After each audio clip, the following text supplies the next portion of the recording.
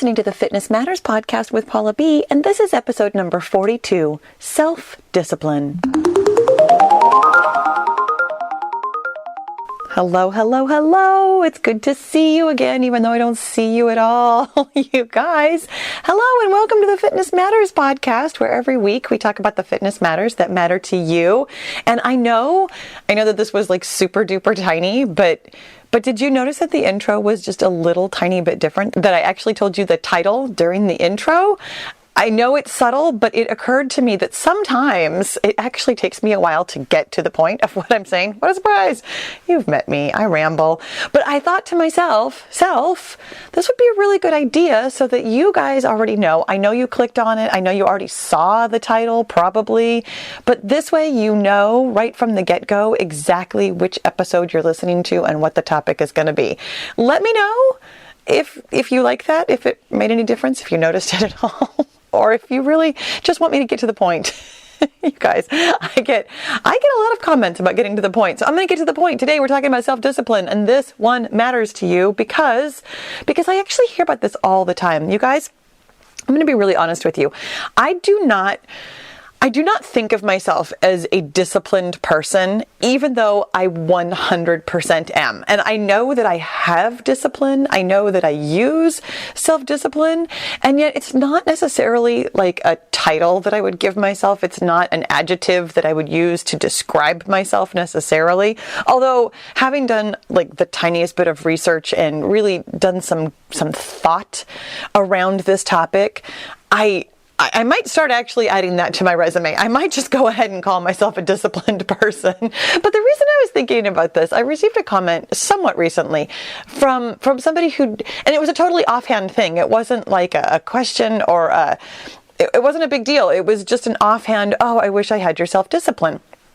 And I thought about that because it's something that I do hear, not all the time, but frequently enough that I think about it when I hear it, because I'm always like, gosh, I really don't think of myself as a disciplined person necessarily.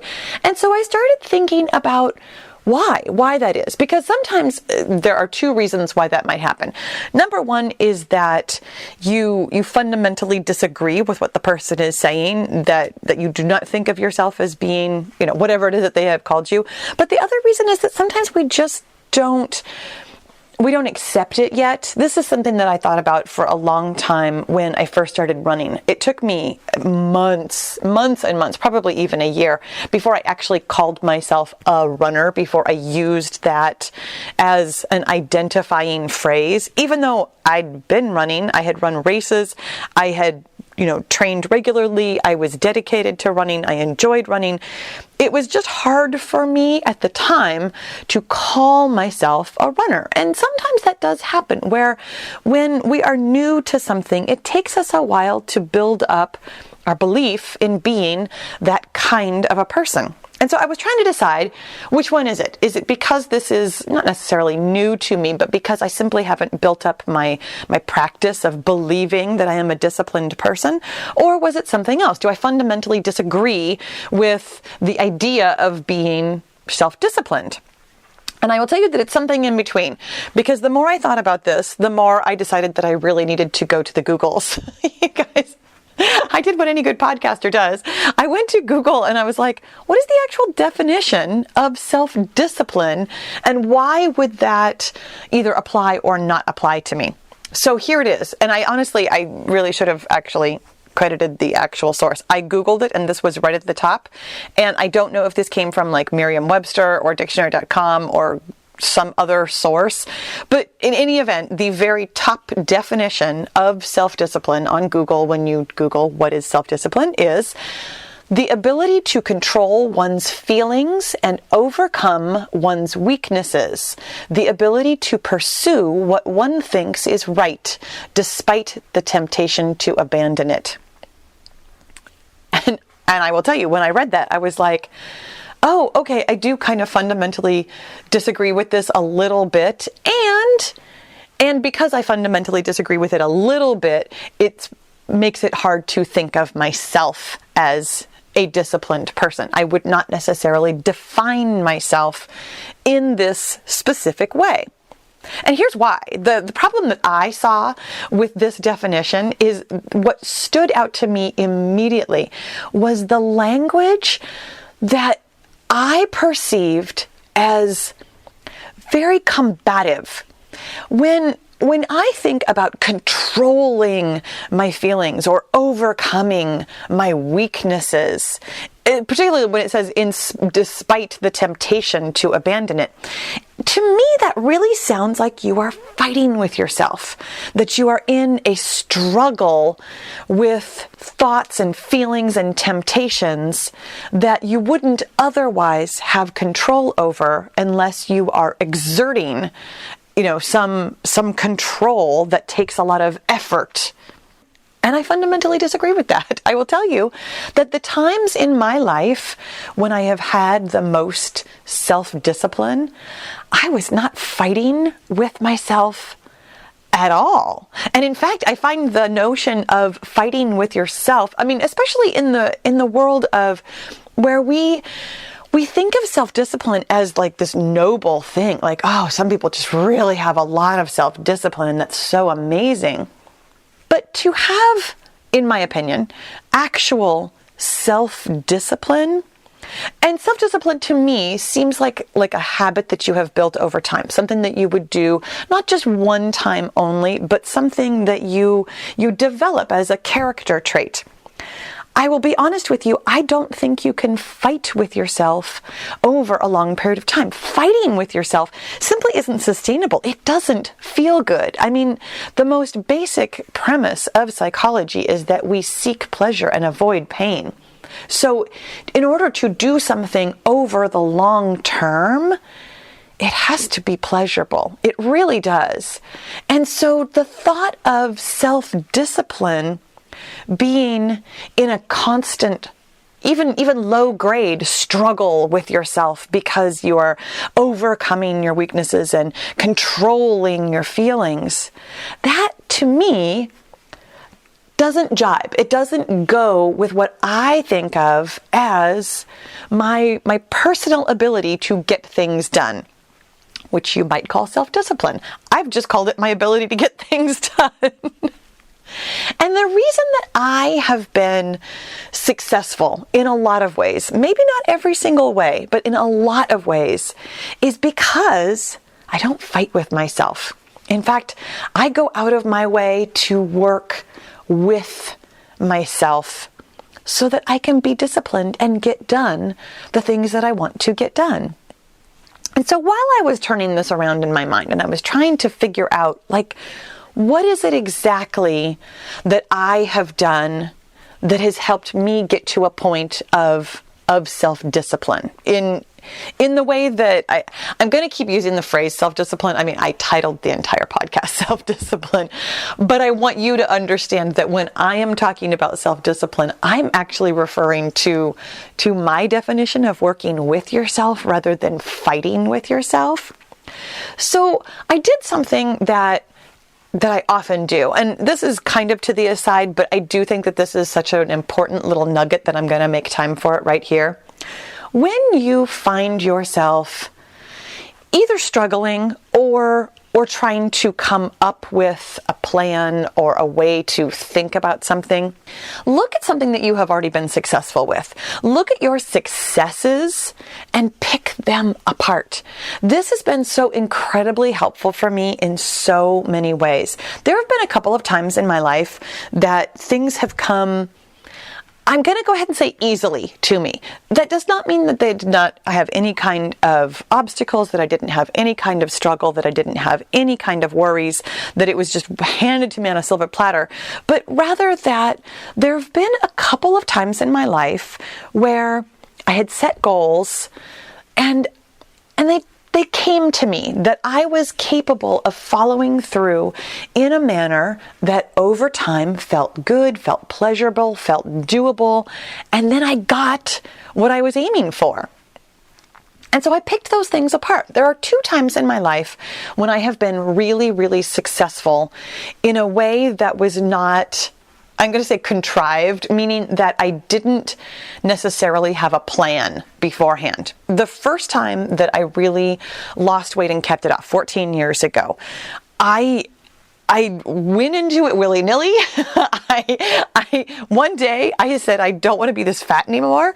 And then I just stuck with it, come heck or high water, until I got to where I wanted to be. And it was something that honestly kind of amazed me, because looking back on it, I didn't have a plan. I didn't know what I was going to do. It was 3:00 in the afternoon, and I said to my husband, I'm going on a diet and I'm going to lose weight. And then I ran to Walmart and bought a 6-pack of Slim Fast shakes. I mean, like there was no thought in this at all. There was nothing that, like, I sat down and made a list and told myself this is how it's going to work, and, really thought about things.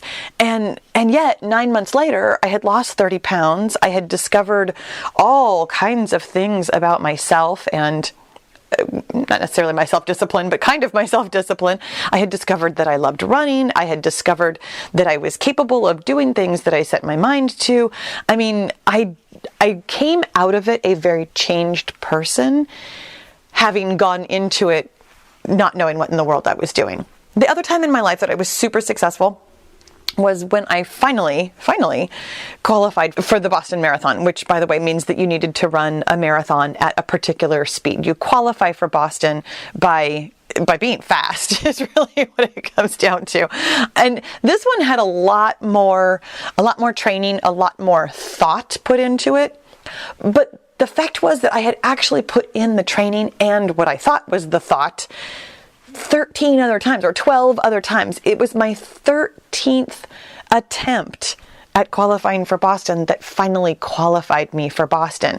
And there was an elusive little piece of that I picked apart later numerous times. In fact, there's at least one podcast where I talk about this, and I will have a link for you in the show notes where I talk about the secret sauce, about how I had put in all of the practical work, but there was something in my mindset that needed to change. And in fact, we actually just talked about this somewhat recently, because the story that I tell in that original podcast is about the elephant and the rider. And it seems to me like did we just talk about this last week or 2 weeks ago? I think it was the episode Feelings, which was now a couple of weeks ago. I will link both of them so that you can listen to both of them.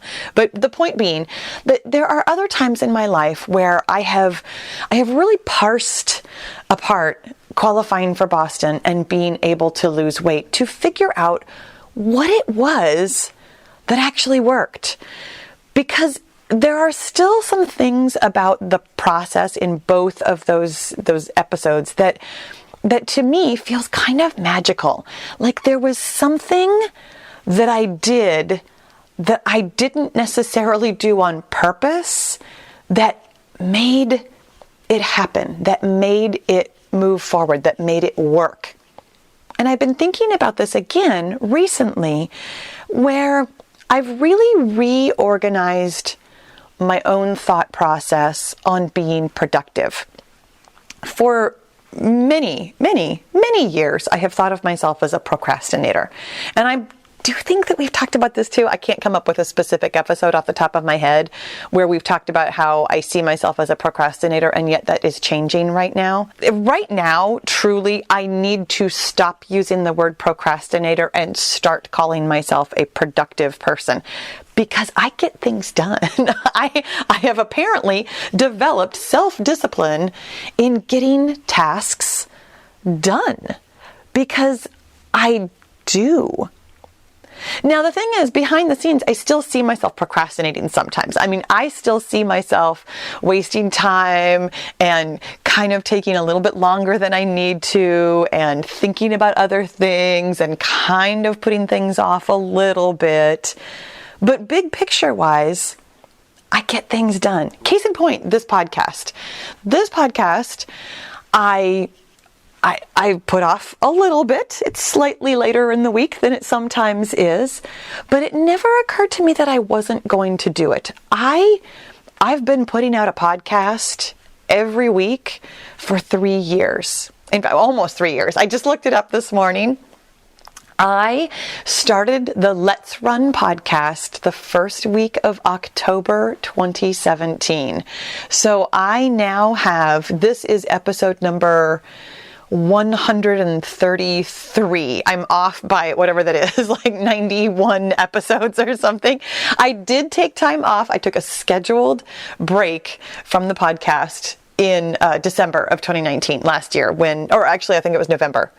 Was it November? It was, because then I came back on the 1st of December with the podcast only, without the accompanying walk and run and everything else that I used to do. So yes, there have been changes, and yes, there was a slight hiatus, but the podcast, I mean, it gets done. It gets done. There's at least one new video that comes out on the Paula B Fitness channel every single week, no matter what, unless I announce that I'm taking a break for a specific reason. I get things done. So what's the secret sauce? What is the thing that, rather than fighting against myself, I have found to work with myself? And here's what I came up with today. There might still be more secret sauces in here, but this is what I came up with when I was really considering this topic of self-discipline. The reason that I get things done is because I have made a decision. And I know that sounds incredibly simple, and you're like, well, yeah, of course you made the decision. I totally get that this does not sound groundbreaking. But I want you to think about how a decision feels. Actually, let's even start with worse than that. Let's start with what indecision feels like. Very recently, my youngest son, who is now back at college, he got a lot of conflicting information all summer long about whether or not classes were going to be in person or online or some mix of the two. He is involved in ROTC at his college, which had already told them that was going to be in person, that they were taking, all the precautions that they needed to take, but that all of their training and functions and everything was going to be in person. So on the one hand, he knew that he really needed to be there, but on the other hand, everything that wasn't training is still online. So his classes are all online. He could do distance learning. And so for about 2 or 3 weeks, my son was just sitting in indecision. Do I move? Do I stay home? Do I move? Do I stay home? Because the college is far enough away that he needs to actually be there in person if he's going to be there in person. And so he was looking at apartments and kind of trying to decide, and then also kind of making arrangements to be at home and what he might be able to do for distance learning and having a job. And he was so, I'm just going to say this because I don't think he listens to the podcast. He was so angry and unreasonable the entire time that he was in indecision. I know you know what this feels like when you are trying to decide and it feels like you're kind of stuck. There's pros and cons both ways. If I do this, this could work out. If I do that, that might work out. If I do this, though, it might not work out. And here's the thing that could go wrong. And here's why I'm afraid to do that. And you know that gut churning feeling that comes from being indecisive. You know what it feels like when you don't know for sure what you want to do. When you make a decision, it's like a full stop. It fundamentally changes the way you think when you make a decision. It becomes, even though technically it's still an opinion, it becomes a fact in your mind that this thing is going to happen. It's just going to. And then your brain can get to work on how. Okay, well, the podcast is going to be recorded. So when will I record it? What will the topic be? When will I edit it? How will I make the graphics? It's not a matter of if the podcast gets done. It's a matter of when. When you make a decision, it strips away all of the extraneous, indecisive thoughts and therefore feelings. When you have indecisive thoughts, you create, because thoughts create feelings, you create struggling feelings. When you have a decisive thought, what you create for yourself is a feeling of certainty, a feeling of knowing, a feeling of calmness, a feeling of, in some ways I think of it as like predestination. You can believe that or not believe that, whatever it is. For me, that feeling of inevitability feels like calmness, feels like I don't have to worry about this anymore, feels like you can take a deep breath and simply get on with the getting on, rather than constantly thinking, what about this? What about that? What if I do this over here? What if I do that over there? When you make a decision, it strips away all of the other things that feel like you are not self-disciplined. Making a decision is giving yourself the gift of discipline. But here's the thing about making a decision. It actually takes away the struggle. You're not controlling your feelings and overcoming your weaknesses. You've already done that. When you make the decision, you have created a thought and a feeling for yourself that is not a struggle anymore. Now, here's the thing about making a decision, though. I've given you all the reasons why you want to make a decision, and you're like, okay, I'm totally on board. I know you are. I know you love the idea of having something decided and then done, because it's going to feel nice and disciplined, and it's going to feel like you're just going to get what you want. And that's awesome. And that is what happens when you make a decision. But here's what I notice when we think we have made a decision, but it's not. There are a couple of tells that you will be able to notice if you haven't really made the decision. Tell number one, a decision has clear language. When you say something like, oh yeah, man, I really need to record this podcast, or you know what, I'm gonna really try hard to lose weight this time. I know you heard it the way I phrased that. And I think I might have even gone on one of my rants before about the word try, because I do absolutely believe what Yoda says, do or do not. There is no try. You don't try to do things. You either do them or you don't. You either make the decision or you are still undecided, and you are still therefore creating indecisive feelings in your body because you have indecisive thoughts. So when you have clear language about your decision, there will be no guessing as to what it is exactly you are going for. I am losing weight. That's a decision. That's done. That's like, there's nothing about that that's a maybe. There's nothing about that that's trying. I am losing weight. And I understand that particular example might not conjure up for you personally, depending on your history, depending on things that have gone on in your life, and depending on what other thoughts you have about losing weight. But that sentence in and of itself, I am losing weight, all by itself, doesn't that create a sense of certainty in you? I am. I am. We had an entire podcast about this that I'm actually going to refer you to, goal language, that I love. It's a really, in my opinion, it's an incredibly important episode, because the language you use really matters. And at the time, I didn't explain it this way, but I'm going to tell you right now, after you go listen to that episode, here's why it matters. The language you use is a thought that you are having, and therefore it creates in you a feeling. Words, because they are thoughts, create feelings. So when you use really precise, clear, focused, decisive language, you will create for yourself clear, decisive feelings. You will create for yourself a feeling of certainty, of predestination or inevitability.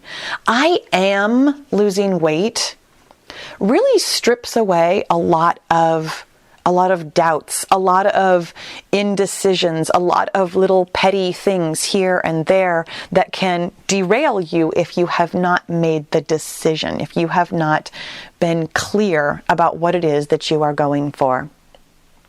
This is what happened to me when I lost weight 14 years ago. And in fact, even recently, I mean, when I lost weight recently, it took me 5 months to lose 10 pounds. It took me a really long time. There was a lot of other things I needed to uncover in my own mind about other things that I was thinking.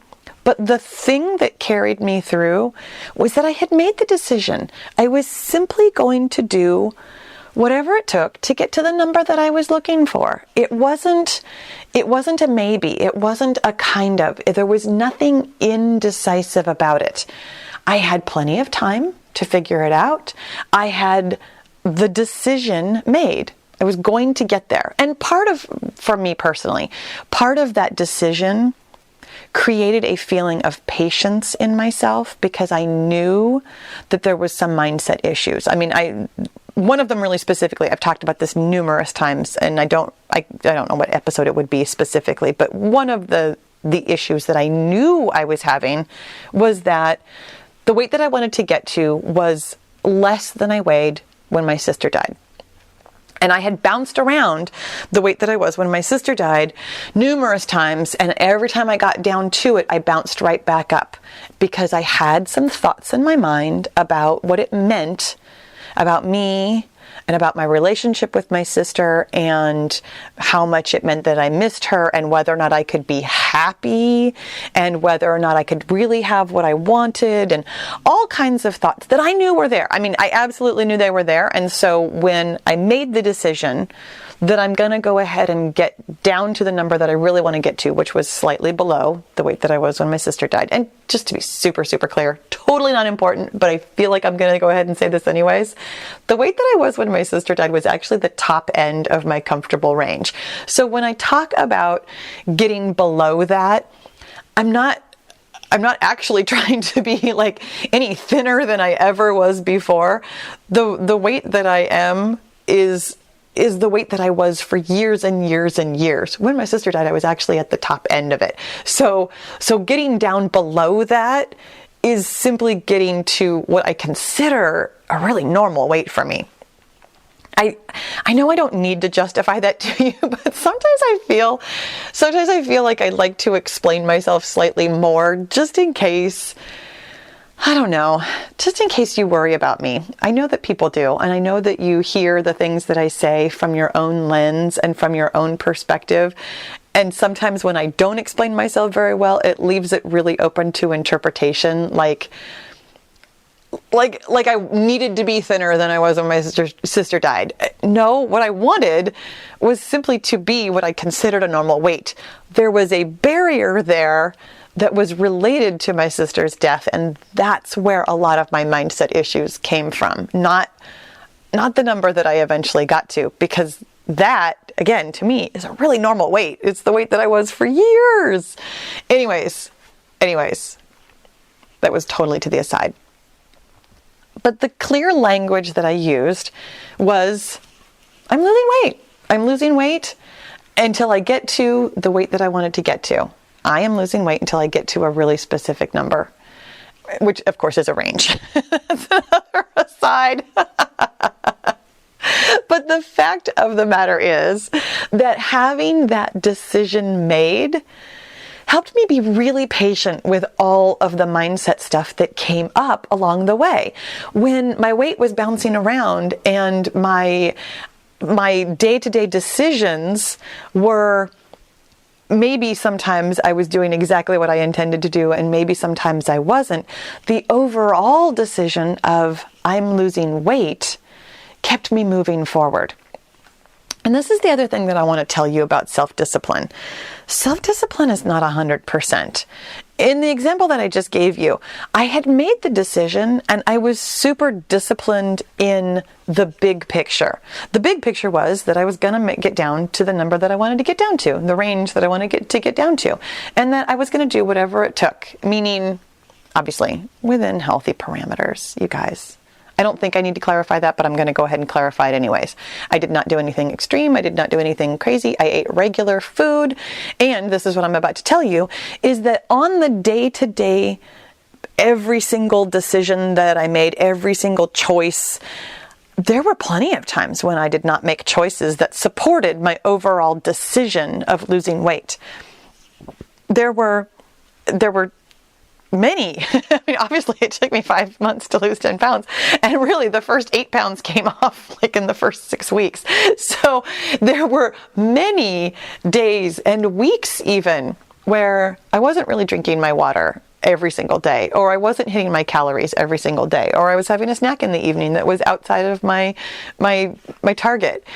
There were plenty of choices that I made that did not reflect self-discipline in the moment, but the discipline, the decision kept me going. And this is something that I really think trips people up. If you are not 100% perfect with every single choice you're making, that doesn't mean that you're not self-disciplined. Self-discipline is the big picture. It's not the little tiny things. Well, it is, but it's not being 100% on every single thing, every single time. When you make the decision that you are losing weight, or you are running a marathon, you are going to qualify for Boston, whatever your decision is, the self-discipline comes in when you just don't quit. When you don't take your own no for an answer. When you don't make the small choices mean anything other than, well, that choice didn't suit my overall goal, but I am losing weight. I am moving towards this thing that I want. The other thing, the other tell for you here, it's related to the clear language. It's having the compelling feeling. The compelling feeling may or may not be the thing that you notice. Honestly, for different people, we've had this conversation. I am a feeling person. I notice my feelings very frequently before I notice my thoughts. You might notice your thoughts. You might notice your feelings, or you might simply notice your actions, and that's going to be the next thing, the specific actions. But whichever one you notice, that's where you can pay attention and see whether or not you have actually been decisive, whether or not you have actually made a decision. A compelling feeling for me, like I said, is that feeling of certainty, that feeling of just destination. Like there was never, ever, even on a day when I had not had my water and I was sitting on the couch in the evening having a snack that was not on my protocol, I never, ever, ever doubted that I was losing weight. It just didn't even occur to me that it wasn't going to happen. I wondered how it was going to happen if I continued doing what I was doing right in that moment, absolutely. But I also was able to see the bigger picture of this is a day where I'm having a thought and a feeling that is creating for me this action of not following my protocol. And so I examined that because I had made the decision to lose weight. When you make the big decision, your smaller actions, your smaller feelings, they're all just part of it. They all contain information. I made the decision that I was losing weight, and then I paid attention to all the times that I made choices that didn't support me losing weight. I learned so much about myself with the times that I didn't do what I thought I was going to do. Which brings me to the specific actions. When you make a decision about what you want, losing weight, running a 5K, qualifying for Boston, whatever it is, getting 1 million subscribers, There will be really specific actions, and you'll know more or less what they are. And I'm not trying to parse apart like every single little thing that you might need to do. Losing weight, we've talked about this so many times. You need to eat the right number of calories, exercise moderately, drink your water, get some sleep, mind your stress. Those actions are really straightforward. And honestly, those actions are super straightforward for almost any goal you want. You want to run a 5K? You have to fuel for that. You have to recover for that. You have to mind how much you're working out, and you have to train really specifically. They're similar but marginally different. In order to get 1 million subscribers, I have to be consistent. I have to watch my mental stress. I have to think about what my audience wants. I have some parameters for my specific actions. When you are moving a direction, there's a way to get there. And sometimes we get really tripped up in this. Sometimes we get so mired up in the, I have to give up bread, or I have to, exercise for an hour a day, or I have to do 10,000 steps. Sometimes the specific actions aren't necessarily getting us towards our big goal. I am losing weight. The specific actions are going to be your guideline, but they're not going to be your be all and your end all. The actions that you take are probably going to change over time, and you're going to need to pay attention to whether or not they're getting you where you want to go. The actions that you take are important, but also they're important in order to get you where you're going, but they're also important for information. I had some really specific actions that I was taking when I was losing weight.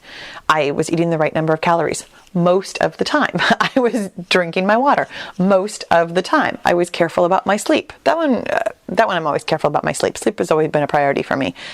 I was managing my stress most of the time.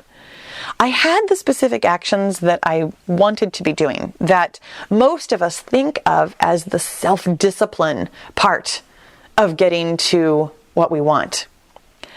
But there were lots of times when I didn't actually do those actions, or I made choices that were outside that realm. It doesn't mean that the actions were wrong, and it doesn't mean I didn't make the decision. It means that there was information to be had. When you make a decision, yes, you give yourself some relatively specific actions to get to where you want to go, but you can also really pay attention. This is the tell that I'm talking about. If those actions on a daily basis feel really difficult, your decision hasn't really been made. Your decision hasn't really been finalized in your mind. When you feel like you are struggling with the self-discipline part of controlling yourself by doing specific actions, that's how you know that you need to make your decision. The decision that you make is going to be so much better for you than self-discipline. I'm going to leave it here for now. I was thinking I could get deeper into these woods, but I know that I've already given you enough to think about right now. And so therefore, I really want you to share with me, what decision are you making? And how can that help you with your self-discipline? I hope you'll share it with me. You guys, thank you so much for listening. I'll talk to you again soon.